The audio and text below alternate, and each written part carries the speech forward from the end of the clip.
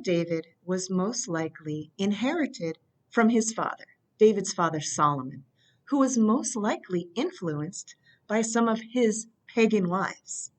But the truth is, without symmetry and without the elements, even alchemists, Wiccans, and Kabbalists wouldn't even have a place to start from. Satan doesn't get to say, hey, I own the stars now. I get to call the pentagram mine. Hey, hexagons are mine. No, he doesn't get to do that. No.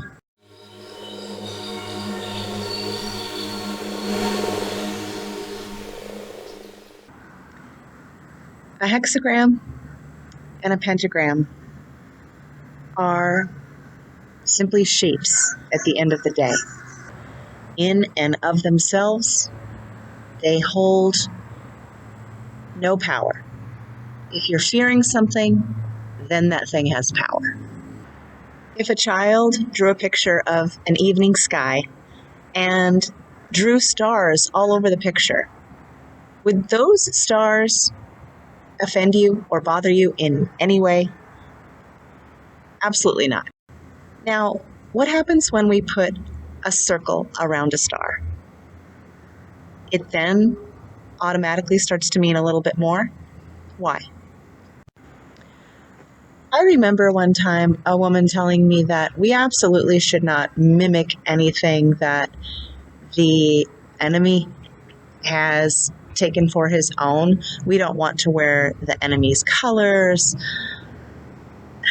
This is the point that I'm kind of more or less trying to hone in on. The enemy doesn't own anything. No numbers belong to Satan. Black does not belong to Satan. He likes to pretend that he owns certain things, but it's evil that has appropriated everything from the Creator.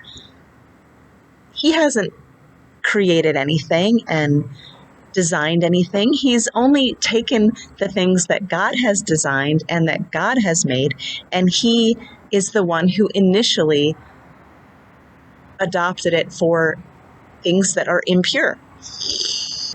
My fingernails are black.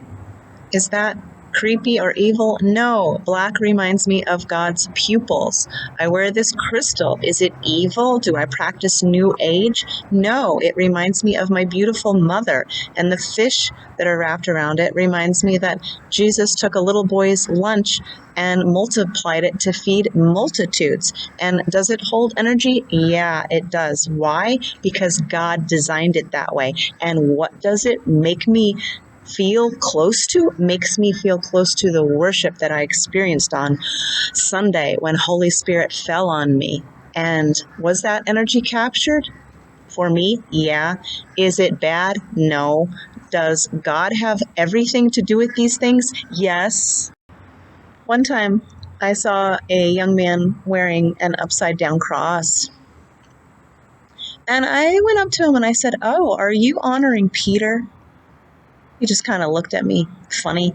And I said, yeah, Peter was amazing. He counted himself just not even worthy as being able to be crucified in the same way that Jesus was. So Peter insisted that he be crucified upside down because he just didn't want to do it in exactly the same manner as Christ did, because he was like, how could I just crucify me upside down? And wow, is that what you're doing? Are you honoring Peter? Because if you are, that's really cool. Satan has not created anything. He has merely taken God's creations and twisted them. And he has used the amazing creativity of God, and he has copied what God has done and twisted it, and he has made counterfeits because that's all he's capable of. He can't create anything. He can only take what God has made and use it in ways that are impure.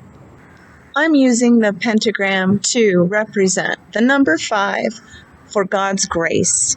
I'm using the pentagram to represent the 5-fold ministry as being a prophet, as being an apostle, as being a preacher, a teacher, and an evangelist.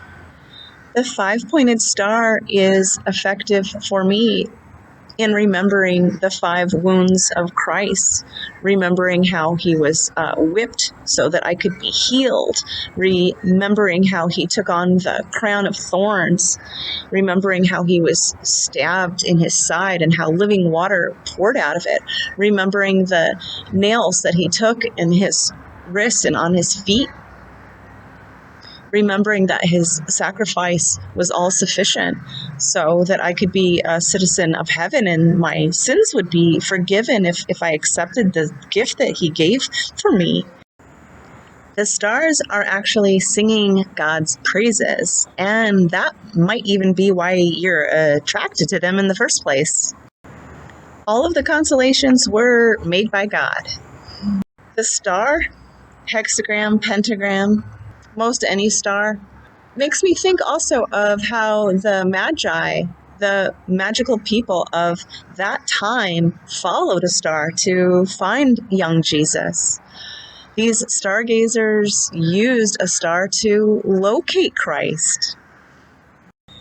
If you love stars and you love angels like I do, I would just encourage you to think about the fact that in the Bible, stars and angels, the word for stars and angels are exchangeable in many different scriptures. And doesn't it just make sense to work for the Alpha and Omega, the throne above all thrones, the name above all names, to elevate yourself, to raise your vibration, to work for the kingdom of light so that the spirits / stars / angels that you've dabbled in and worked with and partnered with in the past, those represent 1/3 of this cosmic operation. Don't you think it would make sense to work for the kingdom of light, who uses and operates in 2/3 of the angels? Don't you think it would make sense to work for a power that supersedes the powers that you're dabbling with? You can also reach out to Holy Spirit with the 5 senses that the Lord has given you.